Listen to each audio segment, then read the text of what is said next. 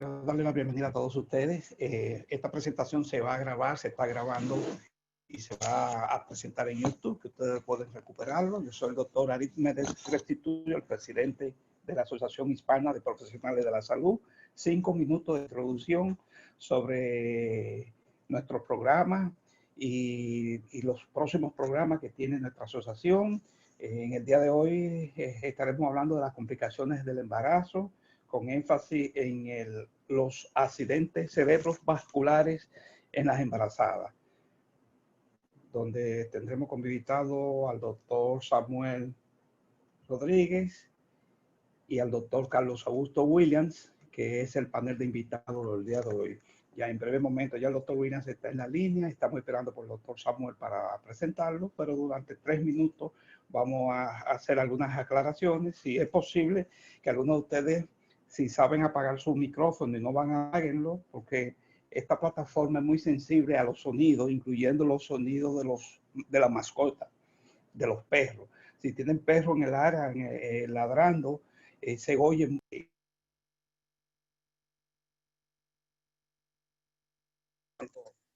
Se está grabando y entonces afecta mucho la calidad de la grabación para futura presentación o revisión de lo que participan, de lo que están participando. Pero pueden levantar la mano en el chat. Como ustedes ven en la flecha ahí, hay en la parte de abajo hay una área donde está una mano que usted puede darle ahí clic y con eso ya está la mano levantada y eso me permite a mí como coordinador y moderador de esta plataforma, de este programa, darle paso a su pregunta o a su inquietud. ¿Ok? Algunos anuncios breves cada miércoles. Vamos a estar con esta presentación. Ya estamos cumpliendo 2 meses de presentación semanal. Cada semana, el doctor Carlos Williams, con algunos invitados, estamos presentando este programa en vivo de actualización con diferentes invitados de gran preparación. Estos son nuestros invitados que vamos a tener el día de hoy. Recordándole que usted puede ver estos videos en la plataforma de YouTube. Ahí están como verlo. Usted puede entrar también a nuestra página web www.apsi.org. Entrando a esta página. El eslogan de nuestra página es fácil de localizar y de encontrar, porque nosotros tenemos un eslogan que dice que nuestra página web del APSI no muerde. Usted puede entrar en cualquier momento y revisar algunas cosas, incluyendo videos, cuando tenga alguna duda, puede entrar. La buena noticia que les queremos dar en el día de hoy, que ya estos programas han crecido mucho, mucho compromiso, cada día YouTube ya nos permite tener archivos de video, pero los archivos están aumentando mucho y los gastos están aumentando y la asociación y este programa y los programas que tenemos de televisión en vivo ya estamos permitiendo anuncios. Quiere decir que si usted tiene una empresa, una oficina médica, un negocio que quiera hacer una donación cada 3 meses, estamos haciendo unos contratitos bien sencillos de apoyo para este programa de donaciones trimestrales para apoyar los gastos de estas presentaciones. Así que está invitado a hacer donaciones o a correr la voz y ya en los próximos semanas vamos también a presentar algunos anuncios para que usted conozca nuestros auspiciadores y lo que hacen posible que esto se haga realidad. Ya usted puede anunciarse con nosotros, puede visitar nuestra página y recuérdese que la ventaja de anunciarse aquí en este programa de la hora del neurólogo va a tener la ventaja que se va a anunciar en otros programas que tenemos y lo vamos a poner también en nuestra página. Y además le estamos agregando ya la próxima semana vamos a pagar publicidad para YouTube, que es decir, que va a aumentar la visibilidad que usted va a tener con nosotros. Y si eso no es suficiente para usted, sepa que esto es una institución sin fines de lucro que trata de hacer un trabajo en la comunidad. Lo ha hecho por 30 años. El doctor Williams, que está por aquí, es uno de los fundadores, ha sido parte de esa lucha y es un estímulo y una inspiración tenerlo a él aquí porque realmente ya el tiempo y la edad y todo no es para estar todavía apoyando, pero sí creemos en lo que él está haciendo y eso nos da fuerza a nosotros para seguir trabajando con el apoyo de todos ustedes. Recordarles que ahora La semana pasada me hicieron preguntas, no hemos dado muchos detalles, pero ya está publicado en la página. Usted puede hacerse miembro de esta institución. Si usted es médico, enfermera, odontólogo, psicólogo, técnico de farmacia, técnico de radiología, puede hacerse miembro pagando una membresía anual y enviando su copia de título. La membresía solamente cuesta $100, pero no tengo tiempo, no hay tiempo, ya en la página está publicado, pero sí, al hacerse usted miembro, usted va a recibir muchos beneficios y con un solo beneficio que le voy a mencionar ahora, con esto es suficiente para que usted entienda que el primer beneficio que usted va a recibir es que se está haciendo miembro de una institución que ya cumplió 30 años en nuestra comunidad. O sea, ya usted va a tener un carnet, un diploma de membresía, un certificado de membresía y la historia de 30 años detrás. Si necesita carta de presentación, si necesita referimiento para trabajo, eso es parte del trabajo que hace esta asociación. Lo hace sentir que usted es un profesional en Estados Unidos. Quiere decir que lo invitamos a que se haga miembro, llámenos, escriba por ahí, está publicado, puede comunicarse con nosotros para eso. Estamos ofreciendo programas de certificación nacional para los recién llegados, como asistente médico, asistente de dental o también de farmacia y también de asistente quirúrgico, válido para todo Estados Unidos. Se puede comunicar con nosotros porque ahora se están ofreciendo en la República Dominicana y la ventaja es que se están ofreciendo vía online. Recordarle a todos ustedes, la semana pasada anunciamos este viaje, estamos anunciando que está suspendido por el coronavirus. La situación en Europa no creo que permitan viajes de Estados Unidos hacia allá y por eso este Congreso Mundial del Stroke, el doctor William nos estaba invitando y estamos ya preparando un paquete turístico, un paquete de viajes científico-cultural desde Santo Domingo, desde New York, desde New Jersey. No se va a poder hacer porque está cancelado hasta el día de hoy. Recordándole a los que no han llenado el censo que tenemos un compromiso de llenar el censo, lo hacemos con toda honestidad porque tenemos muchos inmigrantes retirados que duermen y viven en un apartamento en Nueva York, en New Jersey o en Filadelfia, regresan a Santo Domingo, van y vienen, pero si usted duerme aquí y está semi retirado aquí, llene ese censo o diga a su familiar que lo incluya en el censo. Bueno, estamos cada sábado, ya con la doctora Carmen Teresa Rodríguez. Vamos a estar a partir de las 5 de la tarde en un programa que se inicia, un programa. Sí. Y vamos a estar ahí, a través de Zoom, lo estamos invitando para que puedan estar por ahí. Sí.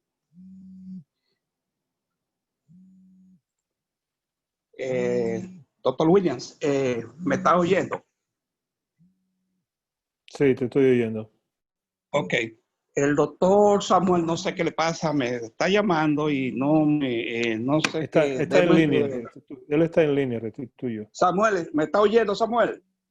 Dile que es abre que me el está micrófono. llamando al celular. Estoy usando el celular. Samuel, sí, lo estoy escuchando. Usted me está ya estoy conectado. Ok, porque no lo puedo usar, no puedo llamarme al celular porque estoy conectado. Que dice que, por favor, si puede conectar su presentación, bienvenido a esta presentación. Ok, entonces, ¿qué me dijo de la presentación, doctor? Excúseme. ¿Puede comenzar? ¿Usted tiene una presentación en PowerPoint? Sí, la tengo en Ok, tengo la puede compartir ya. Sí, la puede compartir, la puede poner ya. ¿Cómo puedo compartir la presentación? Abajo dice Share Screen. Sí, donde dice Share Screen, el botón, abajo, verde. Déjeme ver, ahora lo puedo compartir porque estaba con una sola presentación. Sí.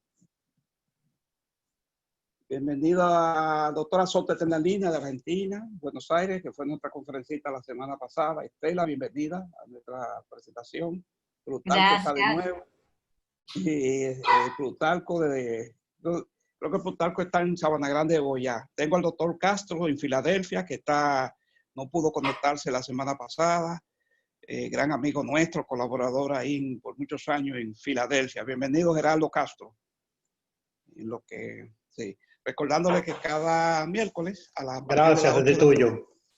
Estamos haciendo, muchas gracias, estamos haciendo esta presentación y en el día de hoy vamos a hacer un énfasis en lo que es el derrame cerebral. Este programa enfoca mucho en las enfermedades neurológicas, en el derrame cerebral, pero combina con los profesionales y con áreas especializadas como ortopedistas, cirujanos, como lo hicimos la semana pasada, como lo hicimos con el sueño, que incluimos psiquiatra, y en el día de hoy tenemos un invitado que es un ginecólogo, el doctor Samuel Rodríguez Polanco, que es ginecólogo de mucha experiencia.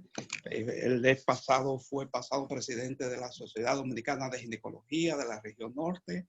Él es fundador y fue un pasado presidente de la Sociedad de Menopausia, de Reproducción y Menopausia de la norte de Santiago, la República Dominicana, y un gran colaborador nuestro que va a hablar un poco de las complicaciones del embarazo.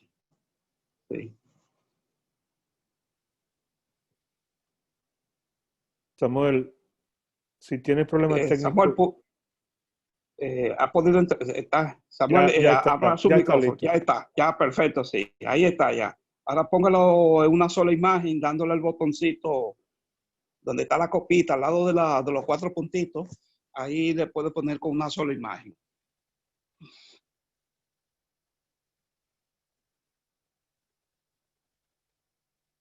Sí, que está debajo, en la parte inferior derecha, abajo. Sí, donde está la copita debajo. Por ahí, no, en la otra. Ahí, exactamente. Ahí, exacto. Ahora ya se ve muy bien. Adelante, doctor Samuel Rodríguez Polanco. Al micrófono. Ahora sí. Perfecto. Ya estamos en el aire. Ya el doctor, me excusan Sí. la tardanza, ya el doctor inició con, con su parte. No se preocupe. Usted es el primero y luego sigue el doctor Williams. Adelante, doctor Samuel. Ok, encantadísimo, un placer. Pues vamos a hablar un poquito de las complicaciones más neurológicas más comunes durante el embarazo. Realmente las complicaciones durante el embarazo no son,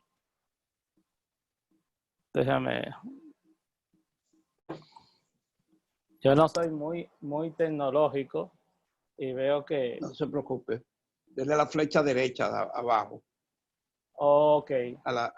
Ahí cambió. Ahí está cambiando ya. No escapan a lo de la población general y siguen siendo las mismas, lo único que durante el embarazo pueden acentuarse, agravarse o, ¿por qué no?, debutar por primera vez este tipo de patología durante el embarazo. Dentro de las complicaciones más frecuentes tenemos la cefalea, comunes, que generalmente aparecen con más frecuencia durante el embarazo, producto muchas veces de los cambios fisiológicos durante el embarazo, como son el aumento del volumen sanguíneo, la acción hormonal de los estrógenos, la progesterona, la cefalea tensional, que con mucha frecuencia nosotros la vemos y podemos hacer un diagnóstico fácil y oportuno, ya que generalmente se acompaña de cefalea de leve a moderada, con ligera tensión o rigidez de la musculatura del cuello y de la espalda.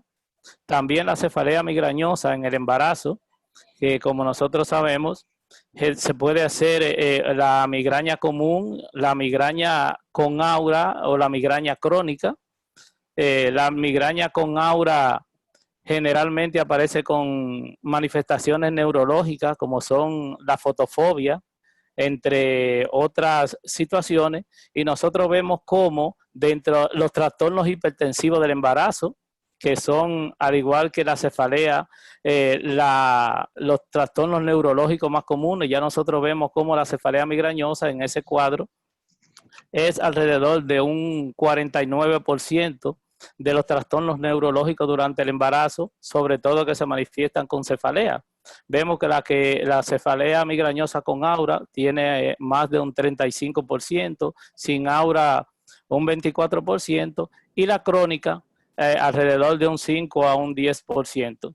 Esta cefalea, sobre todo la cefalea migrañosa, tiene la característica de que en algunas ocasiones se manifiesta por primera vez durante el embarazo. Anteriormente se habían hecho pocos estudios en este tipo de cefalea y se creía que este tipo de cefalea no tenía ninguna repercusión materno-fetal. Sin embargo, se han hecho una serie de estudios bien documentados donde se sabe ya que sí este tipo de cefalea tiene repercusión a nivel materno-fetal y ya se sabe que las pacientes migrañosas tienen una incidencia mayor que la población general de enfermedad hipertensiva gestacional, una incidencia mayor de amenaza de parto pretérmino y una incidencia mayor de producto de bajo peso al nacer. Tiene muchas implicaciones, ya que en algunas ocasiones este tipo de cefalea se hace un poquito resistente al tratamiento, pero generalmente este tipo de cefalea durante el embarazo nosotros podemos manejarlo con paracetamol, acetaminofén o algún tipo de AINE tipo ibuprofeno. Es importante nosotros saber que tanto en la cefalea del embarazo, en la cefalea tensional, en cualquier tipo de cefalea, son durante el embarazo un diagnóstico de exclusión. Cuando este tipo de manifestación aparece antes de la 20 semana, es muy fácil porque sobre todo haciendo una buena historia clínica y un buen examen físico, nosotros podemos concluir, sobre todo con la historia, de que la paciente tiene antecedentes de cefalea crónica, de que la paciente está muy ansiosa. En el caso de la cefalea, por la localización de la cefalea, que generalmente es unilateral, tipo pulsátil, con aura. Y les repito que cuando es antes de las 20 semanas del embarazo, para nosotros da poco problema porque ya nosotros descartamos, de hecho, una de las cosas que nosotros los ginecólogos tetra le tememos más que una enfermedad hipertensiva gestacional. Y sabemos que una enfermedad hipertensiva gestacional no aparece antes de las 20 semanas de embarazo.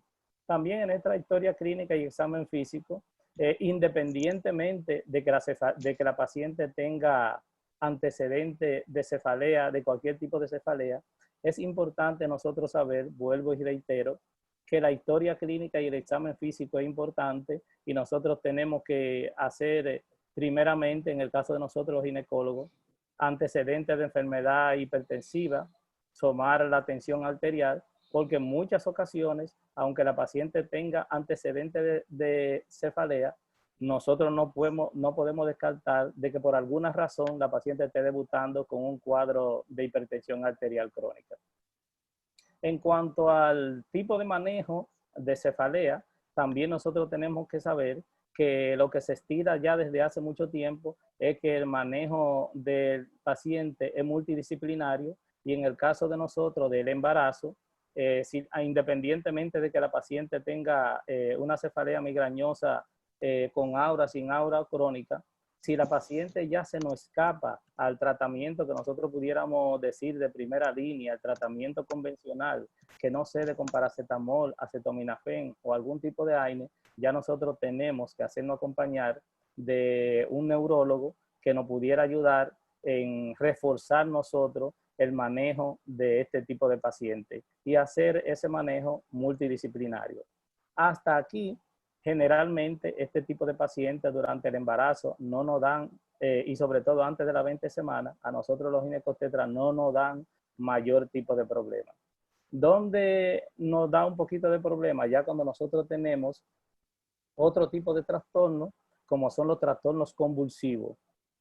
Al igual que en los trastornos convulsivos, nosotros no presentamos mayor tipo de problema cuando este tipo de manifestación aparece antes de las 20 semanas, porque, como les decía anteriormente, la enfermedad hipertensiva gestacional no aparece antes de las 20 semanas. Independientemente de eso también, en los trastornos convulsivos, nosotros tenemos que hacer una buena historia clínica y un examen físico, porque estos trastornos convulsivos se relacionan o con tumores cerebrales con cualquier tipo de masa ocupando espacio a nivel del sistema nervioso central. Debemos de hacer una historia de si el paciente tiene algún trauma, porque en algunas ocasiones el paciente puede tener algún hematoma crónico, que el paciente haya tenido alguna caída o algún trauma cráneoencefálico hace una semana, 2 semanas, y que a lo mejor haya tenido poca manifestación en el momento, o que las manifestaciones hayan sido leves y que hayan pasado desapercibidas por el paciente, y que pueda tener este tipo de problemas. También debemos de hacer en la historia si ha tenido algún problema tipo infeccioso, porque hay infecciones que afectan el sistema nervioso central y la meninge y producen trastornos convulsivos. También ver antecedentes de que la paciente tenga algún tipo de cuadro epiléptico durante la infancia, a ver si la paciente durante el parto tuvo algún trauma obstétrico que pueda tener alguna manifestación en ese momento. Ese tipo de historia tenemos que hacerlo y ayudarnos con una serie de estudios diagnósticos, como son la tomografía y la resonancia, que nos pudieran a nosotros ayudarnos. También recopilar en la historia antecedentes de enfermedades, de trastornos cardiovasculares que pudieran darnos ese tipo de problemas. Y cuando la convulsión debuta, también en el caso nuestro, debemos de investigar si la paciente tiene historia de uso de anticonceptivos orales. Los anticonceptivos orales tienen como complicación que en algunos pacientes, sobre todo que tienen predisposición, sobre todo los estrógenos, pueden producir como complicación enfermedad tromboembólica, y pudiera ser que pudiéramos nosotros estar ante un tipo de problema de ese tipo. En cuanto al otro cuadro clínico, que son las enfermedades tromboembólicas profundas, durante el embarazo, el parto y el puerperio, son las 3 etapas que son más predisponentes a enfermedades tromboembólicas. Y estas enfermedades tromboembólicas producen accidentes cerebrovasculares, producen trastornos convulsivos, cuando nos enfrentamos a un cuadro de preeclampsia, eclampsia, y recabando ese tipo de datos, nosotros podemos darnos cuenta cuando nosotros estamos durante el embarazo, antes del embarazo o durante el puerperio ante un cuadro de un accidente cerebrovascular producido por un trombo, que puede ser una embolia de líquido amniótico durante el parto, pudiera ser durante el parto y el puerperio, que son las 2 etapas que con mayor riesgo de enfermedad tromboembólica que estén produciendo un cuadro de accidente cerebrovascular. Ya nosotros sabemos, y el doctor nos va a hablar con más detalle a nosotros, los tipos de accidentes cerebrovasculares que son hemorrágicos y trombóticos, que con más frecuencia los daños, la arteria que con más frecuencia se afecta es la arteria cerebral media, y que dependiendo de la extensión del daño, ya sea por isquemia o por hemorragia, dependiendo de la extensión y la localización, ya serían sus manifestaciones neurológicas. En el caso que nos asiste a nosotros, como le habíamos comentado anteriormente, tenemos un gran problema con la enfermedad hipertensiva gestacional, que, como le decía, es la que con más frecuencia produce accidentes cerebrovasculares. Porque para nosotros es un gran problema. Primero, porque el embarazo con más frecuencia, como le decíamos anteriormente, es lo que nos predispone a un accidente cerebrovascular en la paciente embarazada. Segundo, porque en estos tiempos y sobre todo en nuestros países tercermundistas se está viendo un aumento cada vez más en el embarazo en adolescentes. Y ya podemos nosotros decir que un porcentaje no despreciable de los embarazos y de los partos en nuestro país están ocurriendo en adolescentes. En los países como el que nos encontramos ahora en Estados Unidos, se da un caso invertido pero parecido.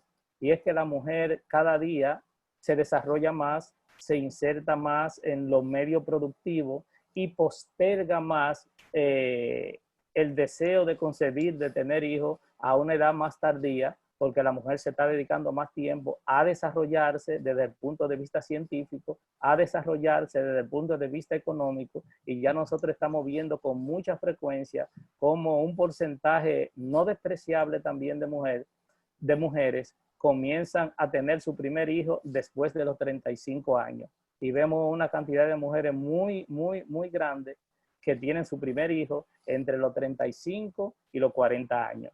Y las edades extremas de la vida aumentan la morbimortalidad materno-fetal, y una de las morbimortalidades que aparece en los extremos de la vida es precisamente la enfermedad hipertensiva gestacional.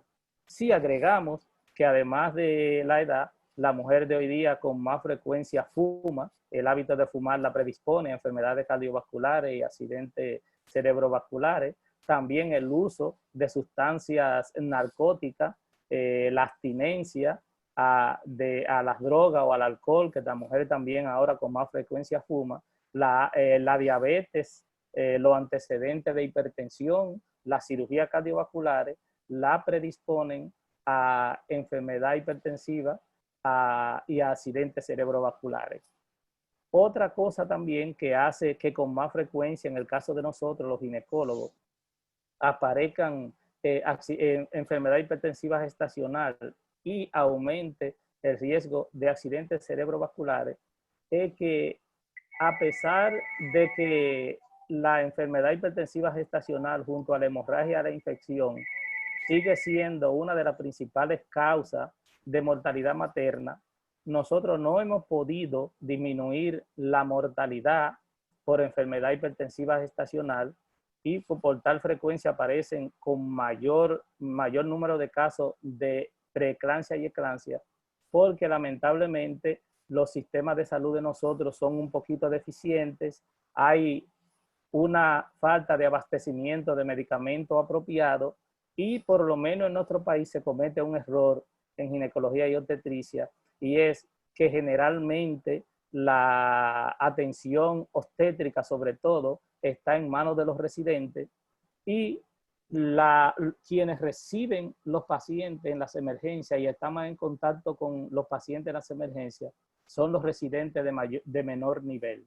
Entonces, lamentablemente, la emergencia la hace un residente de primer año y de segundo año, y generalmente la tensión arterial y la medicación con sulfato y antihipertensivo, quien la vigila y quien le da seguimiento es el residente de primer año, muchas veces el interno de medicina, que no tienen la mejor preparación y la mayor capacidad para atender estos casos más graves.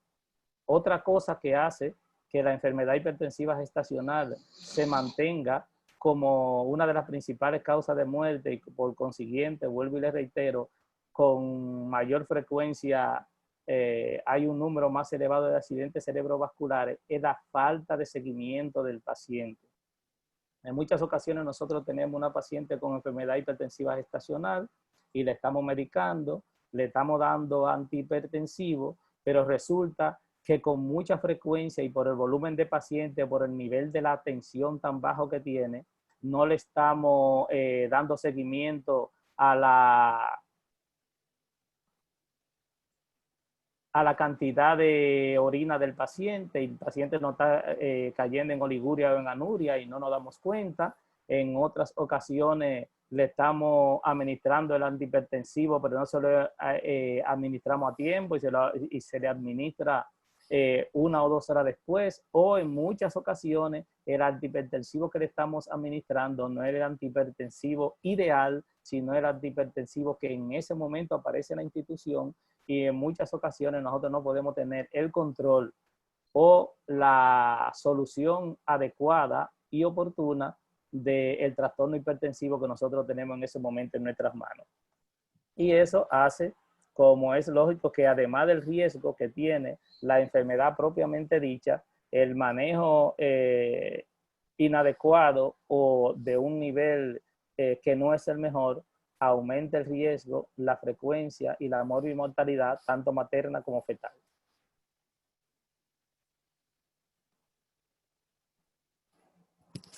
Hola. Sí, Estoy sí, tuyo. se oye.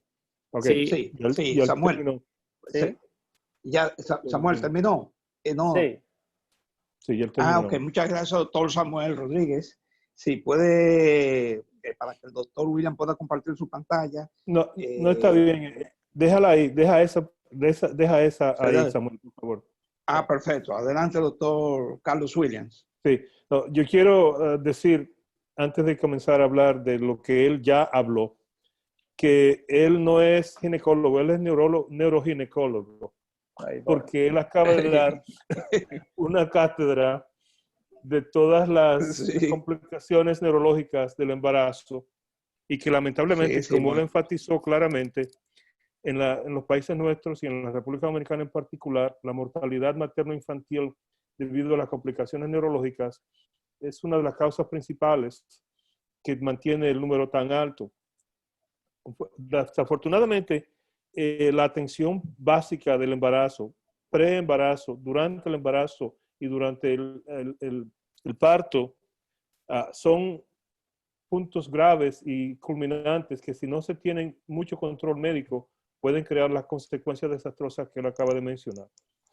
Para mí, como neurólogo, nosotros cuando vemos a una mujer que está embarazada después de las 20 semanas, o mismo yo personalmente antes de las 20 semanas, si viene con un dolor de cabeza que no es nuevo, sino que tiene migraña antes del embarazo, yo no le doy ninguna medicina o le doy, como él dice, Tylenol y lo dejo así. Y le digo, cuando no tengas el embarazo, vuelve si tú quieres que te tratemos para prevenir eso. El problema es que esta es la manera simple, pero no todos los casos son simples y hay cosas que se complican durante el embarazo. Hay que tener en cuenta la presión arterial, pero también hay que hacer un análisis de la orina para ver si hay proteinuria. Hay que mirar a ver el grado de la función renal. Hay que mirar a ver la cantidad de peso que esa persona ha ganado, porque entre las otras complicaciones, no solamente la edad, como él mencionó, los dos extremos, las muy jóvenes o las de mayor edad están en el mismo sentido, tienen riesgos mayores que el resto de las mujeres de mediana edad, entre 20 y 30 años. Sin embargo, cuando pasan de 35, el riesgo aumenta y cuando son menos de 20, también el riesgo aumenta. También hay que tener en cuenta la historia familiar.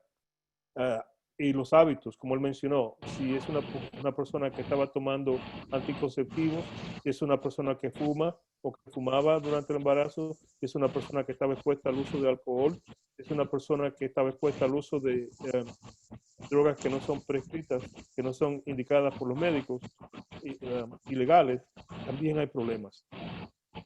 Después de las migrañas y los dolores de cabeza, los trastornos visuales, hay que destacar una cosa muy importante. Nosotros reconocemos un síndrome que se llama de hipertensión intracraniana. Cuando él mencionó la trombosis, nosotros ponemos mucho interés a saber si hay trastornos visuales durante esas manifestaciones de cefalea o durante las complicaciones neurológicas del embarazo, porque tenemos que prestar atención para ver si se ha formado un trombo dentro del cráneo, dentro de las venas cerebrales, que produce hipertensión intracraniana, que puede llevar a daños cerebrales convulsivos, daños cerebrales de la sustancia blanca y gris del cerebro, con pérdida visual que puede ser temporal, pero que algunas veces puede tener déficit residual. Y esas cosas tienen que manejarse agresivamente. No hay tiempo de perder para que una mujer esté embarazada, en una mujer que esté embarazada, para dejar de manejar la presión arterial, para dejar de indicarle la dieta apropiada con el uso de la sal, el asunto de la proteinuria, el asunto del sueño y esas cosas que deben de manejarse agresivamente. Mientras menos agresivos somos, más fatales son las consecuencias. Otra cosa que habría que mencionar dentro de las complicaciones neurológicas del embarazo son las complicaciones del sueño del embarazo. Mujeres pueden tener apnea del sueño durante el embarazo que se resuelve después del embarazo o poco tiempo después. La apnea del sueño resulta, como él mencionó, de los cambios de volúmenes y también de los cambios de presión arterial y el peso que gane la persona. Si una mujer gana demasiado peso, si tiene una presión arterial alta y comienza a tener dificultades para acostarse y no puede dormir sin 2 o 3 almohadas, hay algunas veces que no pueden acostarse en una cama que no tenga almohada, porque tienen que dormir sentadas. Eso hace que el problema neurológico sea peor. Eso hace que el proceso del embarazo y el parto también sean peor. Después de esto, nosotros vemos otras cosas que son más sencillas, como son yo no sé cómo lo llaman, carpal tunnel syndrome. Sí, no sé cómo el túnel carpiano, el síndrome del túnel carpiano. El síndrome del túnel carpiano, carpal tunnel syndrome, que es el dolor de las manos y en los dedos que le dan a las mujeres cuando hay retención de líquidos e inflamación de los tejidos soft tissues en las manos y en los pies para producir eso. En algunos casos, y en la mayoría de los casos, eso se resuelve poco tiempo después del embarazo y no necesitan cirugía durante esa época. Sin embargo, lo que vemos es que algún tiempo después la mujer vuelve con esos síntomas y en esas circunstancias entonces necesitarían cirugía en muchos casos después del embarazo porque vuelve a repetirse. También hay otra cosa que nosotros vemos con frecuencia y yo creo que los ginecólogos también la ven, es el síndrome de las piernas impacientes, restless leg syndrome. Es una cosa muy frecuente que nosotros manejamos, pero durante el embarazo, las medicinas que usamos tradicionalmente para eso no las recomendamos y la mejor medicina que hasta ahora se ha recomendado es hacer el reemplazo el manejo del hierro, el suplemento de hierro para manejar los síntomas de restless leg durante el embarazo. Aunque la mujer no tenga deficiencia significante de hierro, hay que mantener el nivel de hierro elevado para disminuir los síntomas del restless leg syndrome. También se puede manejar eso con tratamientos que no sean medicamentos, porque pueden ayudar compresas calientes, ejercicios y cosas que ayudan a disminuir la tensión de la dificultad del restless leg syndrome. Lo peor que puede pasar es un accidente cerebrovascular. El accidente cerebrovascular, como él definió, puede ser hemorrágico, puede ser trombótico o puede ser embólico, dependiendo de cómo se haya originado. Generalmente, en la mayoría de los casos, es isquémico, porque la mayor parte de los accidentes cerebrovasculares son debido a la falta de flujo sanguíneo en una área del cerebro, que como él mencionó, es la arteria cerebral media, que es la que más frecuentemente se afecta. Sin embargo, en los casos de hipertensión intracraneana, el seno longitudinal superior en el cráneo, la mayor vena del cerebro, también puede trombosarse y en algunos casos la circulación posterior afectando la visión. Hay un daño reversible de la sustancia blanca que se ve como una lucencia en la MRI y que cuando el problema es debido a que hay una pérdida de la membrana, de la barrera endovascular, que pierde la integridad debido a la presión arterial alta y entonces los líquidos salen del espacio intravascular al espacio parenquimatoso del cerebro, produciendo la inflamación del tejido de sostén del cerebro y produciendo la presión intracraneana elevada. Todas estas cosas tienen manejo médico efectivo, pero la mejor manera de tratarlos es de prevenirlo. Porque cuando se previene, se evita el daño potencial a la paciente y al producto del embarazo. Si se deja que esas cosas evolucionen, entonces estamos corriendo el riesgo de que la persona pueda tener daños permanentes, la mujer o la mamá y el producto del embarazo. ¿Por qué? Porque cuando se produce un daño cerebral isquémico, esa mujer puede mantener un déficit cerebral neurológico, lo cual sería un hándicap por el resto de la vida y lo cual haría más difícil para la mujer cuidar del recién nacido en la época infantil temprana. Eso hace que la mujer necesite cuidado ella misma, que otra persona lo ayude para cuidar al niño y cuidado para ella misma. También el niño o el recién nacido o la persona o el niño antes del nacimiento, pueden tener accidentes vasculares intrauterinos que son devastadores, porque en esos casos vamos a ver las personas con las parálisis hemiplégicas, que generalmente son izquierdas, pero que pueden ser derechas, en las cuales los niños tienen un lado del cuerpo que se desarrolla menos que el otro lado del cuerpo y tienen dificultad con el control y la movilidad. Esos son daños que no se mejoran, son daños que se manejan, y los niños, como tienen más plasticidad cerebral, se adaptan más fácilmente a esos déficits, pero pueden tener handicap físico permanente que los deshabilite para una actividad productiva completa. Nosotros, yo creo que Samuel también va a estar de acuerdo que si se previene todo eso, eso resultaría una mayor calidad de vida para la mamá, como para el niño y para la sociedad, porque el costo que uno de estos problemas crea para la persona directamente, luego para la familia y luego para la sociedad, son costos y gastos que duran por el resto de la vida de esa persona. ¿Hay alguna cuestión ahí o alguna pregunta? Sí. Adelante. Manuel, Samuel, abre tu micrófono. Samuel quiere. Sí, ahí. Samuel, déjeme. Todavía, Samuel, déjeme abrir el micrófono, Samuel. Mira a ver, Samuel, si lo puedes hacer desde allá.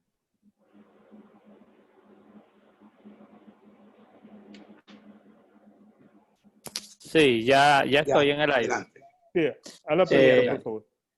No, yo los felicito por esa intervención tan detallada y tan brillante, y quería compartir algo con ustedes muy importante, y es que en los trastornos neurológicos que se presentan con mucha frecuencia en el embarazo está la epilepsia.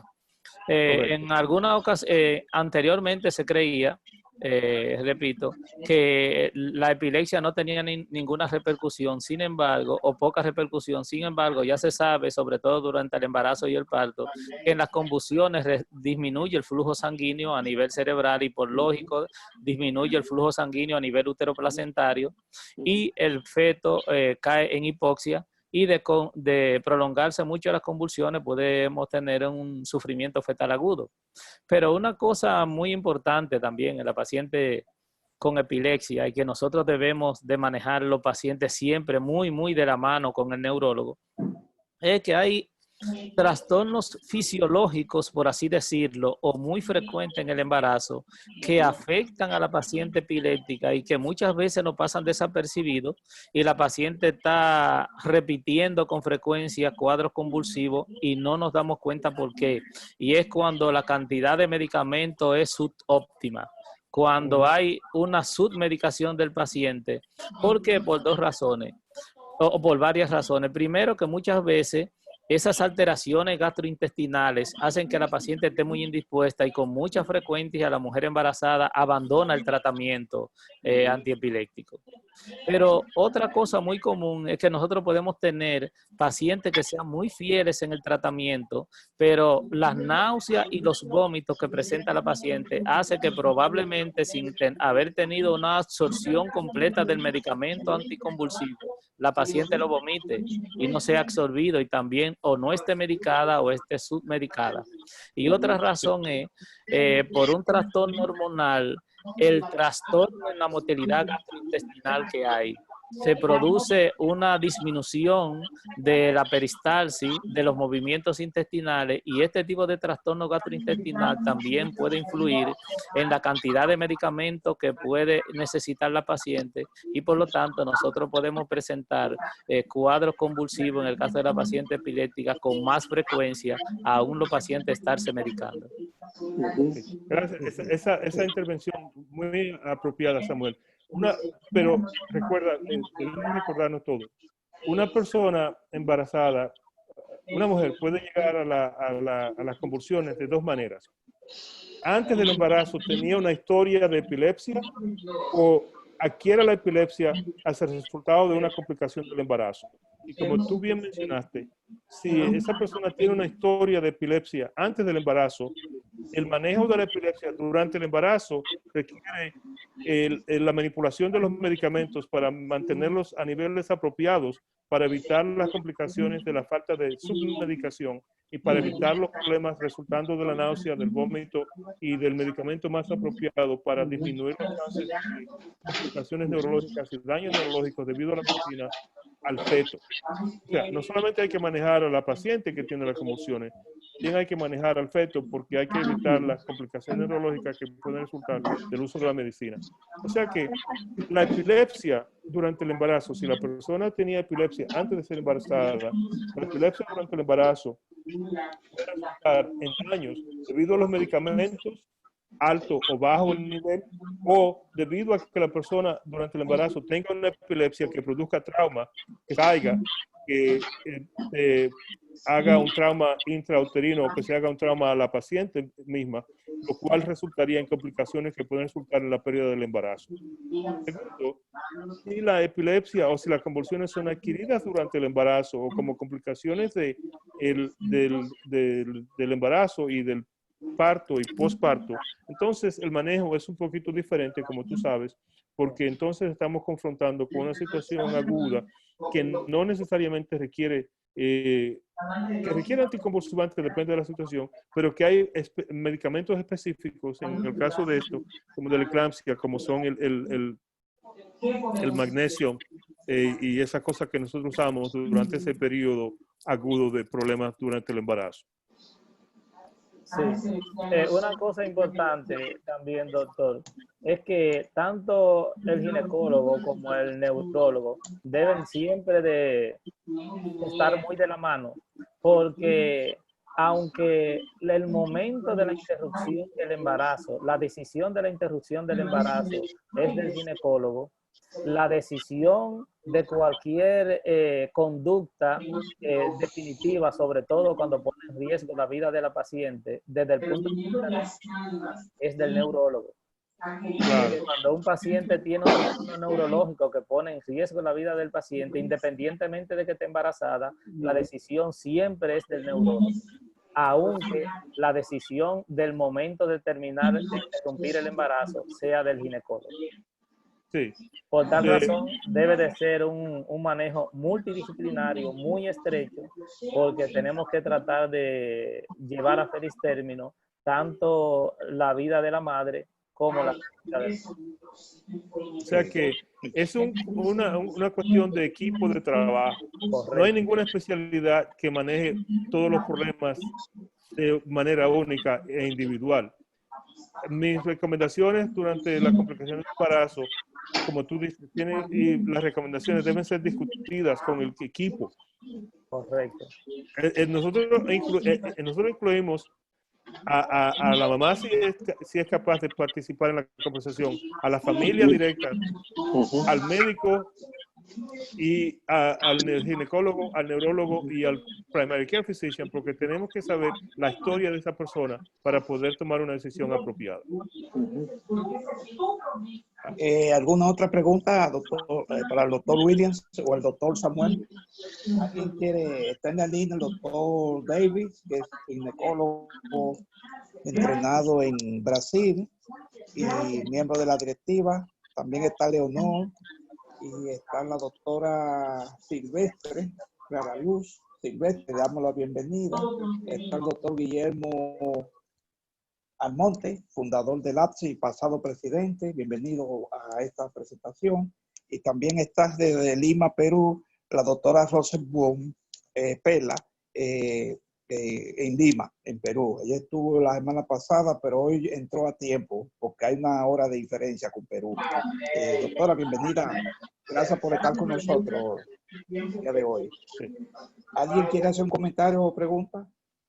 Yo quería hacer una pregunta, si puede ser, doctor Restitución. Doctora Soto, sí, adelante, Estela. Sí.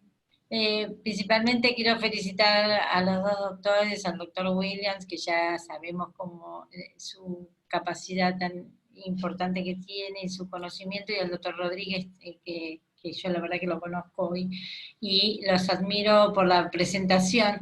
Y quería preguntar, yo sé que durante el embarazo no se pueden realizar estudios de alta complejidad. Pero ¿cómo llegan a estos diagnósticos? ¿Puntualmente por la semiología o se puede realizar algún estudio en ciertas circunstancias? Yo voy a contestarte primero, Samuel, perdóname.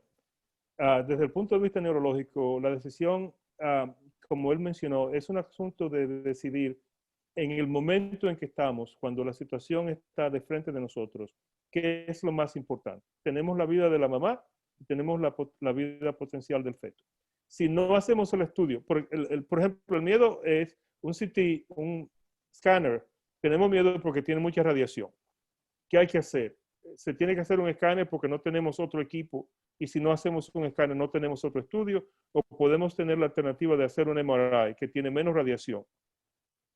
Depende de dónde estemos y lo que tengamos a mano. Si tenemos la posibilidad de hacer un MRI, yo prefiero un MRI. ¿Por qué? Porque el MRI me da la oportunidad de saber rápidamente si hay una trombosis cerebral intracraneana, que es lo que yo estoy buscando más rápido. Si yo sospecho que es una hemorragia cerebral, entonces yo me conformo con un HCT. No sabiendo cuál de las dos cosas es, depende de la historia. Entonces eso va a ayudarnos a determinar qué estudio hacemos. Tan pronto hacemos ese estudio, y en algunos casos, yo no espero por el estudio, yo comienzo a tratar a la paciente y recomiendo tratamiento antes, porque si tenemos una convulsión, que es lo que precipitó el problema, tenemos que comenzar a tratarlo inmediatamente para evitar la deterioración del cuadro. Samuel. Sí, como comentaba al inicio, la doctora pregunta que cómo hacemos el diagnóstico. En medicina, siempre la historia clínica y el examen físico es fundamental. Los métodos de laboratorio, de gabinete, son métodos primero complementarios y segundo que sirven para confirmar un diagnóstico que ya nosotros hemos pensado. Nos ayudan a eso. Entonces, la historia clínica es fundamental. Yo comentaba al principio de mi presentación que cuando tenemos una paciente, por ejemplo, con un trastorno neurológico, sobre todo si es tipo cefalea, convulsivo, inmediatamente nosotros vemos que la paciente embarazada tiene menos de 20 semanas, ya nosotros descartamos una enfermedad hipertensiva gestacional. Entonces, ya el diagnóstico se nos agiliza. Pero seguimos investigando si la paciente tiene antecedentes de hipertensión arterial crónica, si la paciente tiene historia de alguna enfermedad hematológica, si la paciente tiene alguna predisposición a trastorno de la coagulación, si la paciente tiene antecedentes de que le dio alguna infección tipo meningitis, si sufrió un trauma craneal, si sufrió un accidente, si ha convulsionado con anterioridad, si la paciente tiene antecedentes de ser migrañosa crónica con aura o sin aura. Entonces, cuando uno tiene todas esas herramientas en la historia clínica y luego en el examen físico, entonces ya uno va descartando algunos diagnósticos y sospechando unos otros. Claro. Esa es la idea. La historia clínica y el examen físico es fundamental porque en la mayoría de los casos, como dice el doctor, debemos de iniciar el manejo antes de nosotros tener un diagnóstico concluyente con un estudio de gabinete. Sí. Claro, sí. Por eso, como yo le preguntaba, si era solamente semiológico o podrían realizar algún estudio, porque hasta desde el punto médico-legal, si uno tiene que documentar una interrupción de embarazo o algo, me parece que a veces uno necesita, como bien dicen ustedes, un informe de algún estudio que avale la patología tan severa, ¿no? Correcto. Claro. Obviamente hay otra cosa también que nos ayuda a nosotros siempre con el consentimiento o de la madre o de un familiar, y es riesgo-beneficio. Si nosotros estamos ante una situación que pone en riesgo la vida de la madre o la vida del feto o de los dos, entonces ya nosotros tenemos que pensar con mayor claridad qué conviene más a la madre y al feto, dejar de hacer el estudio para confirmar el diagnóstico y hacer un tratamiento más efectivo, o dejamos que la paciente evolucione a pesar de las repercusiones que pueden haber en el presente y en el futuro. Bárbaro, muchas gracias. Siempre a su orden. Otra pregunta, comentario de los asistentes. Sí, bueno. Buenas. Adelante. Buenas. Sí, adelante todo. Sí, felicito al doctor William y al doctor Rodríguez por excelente exposición. Tenía una pregunta, pero ahora mismo los dos han contestado. Y es que cuando tenemos un paciente y hacemos un buen seguimiento o una buena historia clínica,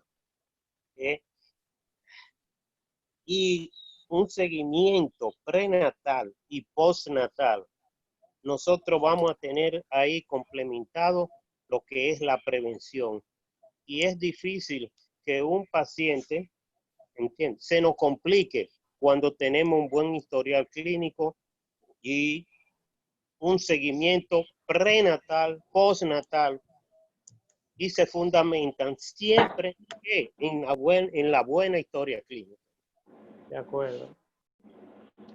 Gracias, doctor Davis. Sí. ¿Algún otro Gracias. comentario? Sí, gracias. Bien. Buenas noches. Buenas noches. Buenas noches. Almonte, doctor Guillermo. Agradezco Adelante. la buena exposición que tuvo el doctor Carlos, el doctor Samuel y también el doctor William. Simplemente quisiera añadir a lo que él dijo, que eso lo vi yo en la práctica. Como él mencionó, que a veces hay pacientes con trastornos neurológicos que llegan por emergencia y que quien lo recibe es el residente de primer año. Y cabe destacar que, como él dijo, una buena historia clínica le da un 80% para seguir un manejo multidisciplinario. Y eso lo pude yo notar porque yo como residente ya de segundo año, pues me pasó a mí el caso luego. Entonces yo acudí y lo referí al neurólogo para el día siguiente. Y luego que el neurólogo la evaluó, pues le dimos un seguimiento y esa paciente pues tuvo un pronóstico pues muy positivo, debido a que cuando se llegan estos pacientes con trastorno neurológico, y esa paciente tenía 36 semanas de embarazo, pues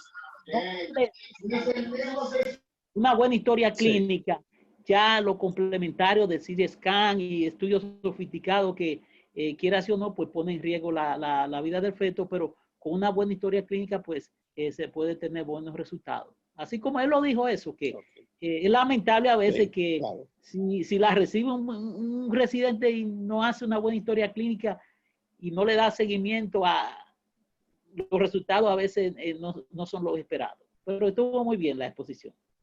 Gracias. Esto es Gracias. tuyo. Gracias, Dame doctor un minuto Almonte. para hacer un comentario que no Sí, es relacionado adelante, con esta doctor. conferencia. Perdón, quiero Sí. mencionar algo para los médicos en la audiencia. Hay un movimiento ahora en Estados Unidos para los médicos extranjeros o para los estudiantes de medicina norteamericanos que quieran entrar y que se estén preparando para tomar exámenes de UCMLE. Van a cambiar el formato de los exámenes. Hay un movimiento para cambiar cómo se reporta la nota de los exámenes y también para hacer que, por ejemplo, antes se daban resultados de la parte 1 del examen con números, 240, 170, 175 o algo así. Ahora solamente lo van a hacer pasar o fallar. En la parte 2 van a tratar de continuar pasar y fallar, tratando de disminuir los chances de rechazar a personas porque tengan un diferente nivel en los resultados de los exámenes. Eso puede crear una ventaja y quizás, no sé si una desventaja para nosotros los extranjeros, porque como estudiamos con una mentalidad diferente, no todos nosotros, dependiendo de qué país vengamos, no estamos estudiando solamente con el objetivo de pasar el examen del UCMLE, están tratando de balancear de equilibrar la balanza para darle a todo el mundo la misma oportunidad. Los que quieran más información de eso pueden ver la revista del New England Journal of Medicine, donde han habido unos artículos recientes sobre ese tópico. Y eso va este año ya.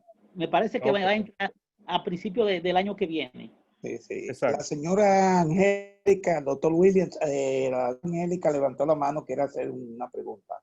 Go ahead. Angélica.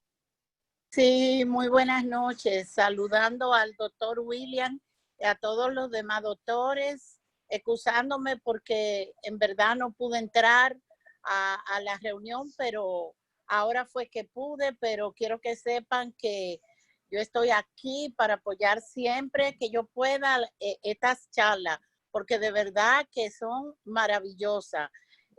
Yo quería preguntarle al doctor William, en cuanto a las complicaciones neurológicas más comunes en el embarazo, por una amiga que tengo, ella me dice a mí que tiene 5 meses de embarazo y que cuando se levanta por la mañana siempre está muy nerviosa y está como un poco temblorosa. Entonces, ella es joven, ella lo que tiene son 26 años y ella eso la está molestando mucho en su cabeza. Samuel. Sí. Hay que, como comentaba anteriormente, la historia clínica y el examen físico es fundamental. Habría que conversar con ella, a ver qué está ocurriendo en su entorno, qué ocurre al momento, los momentos que ella se acuesta, en el momento que ella se levanta, si tiene alguna preocupación, si ella tiene algún antecedente de convulsiones o de epilepsia personales o familiares, el uso de algún medicamento, el uso de algún tipo de ansiolítico o antidepresivo, porque nosotros sabemos que realmente, además de la historia clínica y el examen físico, el embarazo per se, por el metabolismo hormonal, por el exceso de producción de estrógeno y progesterona, este tipo de hormonas producen con mayor frecuencia depresión, no solamente posparto, sino durante el embarazo. Entonces, ese tipo de angustia, de ansiedad, pudiera ser también esa predisposición que ocurre, sobre todo después de las 20 semanas de embarazo, producto de esta acción hormonal, a que tenga cierta predisposición a ansiedad y a cierto nivel de depresión, aunque sea leve, producto de su condición gestacional. No sé Muchísimas gracias. No sé si el doctor tendrá alguna otra opinión. Sí, no, yo quiero aclarar que la asociación y nosotros, los participantes, todos tenemos la intención de ayudar a educar. Y lamentablemente, como profesionales que somos, en la situación de esta conferencia, en el ambiente de esta conferencia, cuando apreciamos que la gente nos haga preguntas, y quiero que nos hagan preguntas, pero la respuesta mayor, con más frecuencia que yo voy a dar va a ser, ella tiene que tener un médico que ella le tenga confianza, ella tiene que ir a visitar a su médico regularmente, y como dice Samuel, el examen físico, la historia y los exámenes de laboratorio van a ayudar a determinar cómo manejar esa situación lo mejor posible. Y debe de hacerlo lo más rápido posible, no esperar que esa situación progrese para luego encontrarnos con una sorpresa. Muchísimas gracias, doctor William. Gracias a usted, Angélica. Vamos a permitir una última pregunta, doctor William y Samuel, si le parece bien o alguien ya quiere hacer una última comentario pregunta. Final. Exactamente, comentario final. ¿Alguien más? Agradecerle a todos ustedes su participación en el día de hoy, desde Lima, desde Buenos Aires, Massachusetts, doctor Ramírez, como siempre, doctor Guillermo Almonte, doctor Leonardo Lora, todos los demás que están en la línea, por su apoyo a este programa que se hace cada miércoles a partir de las 8 de la noche. Y recordarle a los que entraron tarde que el próximo sábado 27 de junio, a partir de las 5 de la tarde, vamos a tener otro programa en vivo y cada sábado. Y en esta ocasión tenemos una invitada desde Boston, la profesora Clarisa Abreu, que va a hablar de las tendencias y los cambios que están ocurriendo con el Internet y con el control remoto y con la vía virtual para conseguir trabajo y para insertarse aquí en el área de la salud, que es parte de los servicios que ofrece la asociación. Gracias a todos ustedes, gracias doctor Williams, gracias a Samuel por su interesante trabajo, le está quitando trabajo al doctor Williams. Me honra y me distingue compartir el escenario con todos ustedes. La verdad es que las gracias a ustedes por darme ese privilegio. No, tú tienes una invitación permanente, Samuel. Gracias, son ustedes muy amables. Sí, ya se lo ganó. Sabemos que iba a ser una conferencia muy interesante y gracias, doctor William, por organizar este panel. Creo que la próxima semana el doctor William va a hacer un análisis con sus invitados de lo que es el derrame cerebral en los jóvenes, en los adolescentes, sobre todo los que consumen drogas. Creo que por ahí anda en el próximo programa que va a ser bastante interesante. Okay. Gracias a todos ustedes. Buenas noches. Buenas. Buenas noches. Buenas noches.